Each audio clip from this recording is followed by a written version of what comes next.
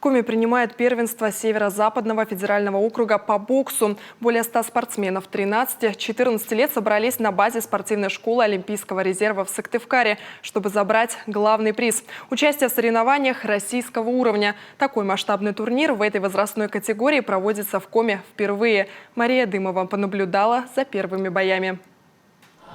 Крики поддержки слышны далеко за пределами зала. На ринге еще совсем юные спортсмены. 13-14 лет – это возраст, в котором боксеры только начинают выступать на официальных соревнованиях.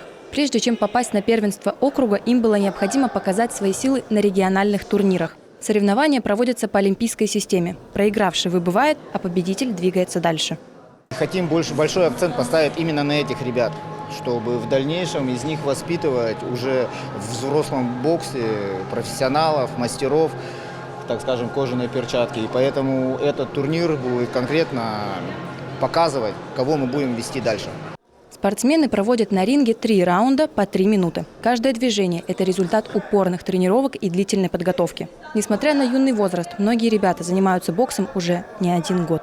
Чем ближе соревнования, тем более усиленно приходится тренироваться. Я стоял с сильными соперниками, подготовились, много раундов, пар было.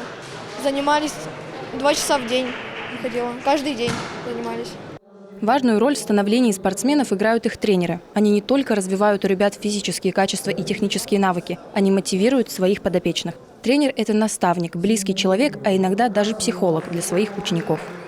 В первую очередь, это общение с ними, индивидуальное общение. Каждому спортсмену свой подход. Не то, что ко всем одно и то же, наезженное, а каждому спортсмену надо подходить индивидуально. Спортсмены боксируют в 16 весовых категориях. Призеры соревнований будут награждены медалями и кубками. А лучшие в каждой группе представят свой регион на первенстве России. Мария Дымова, Эдуард Фомичев, телеканал Юрган.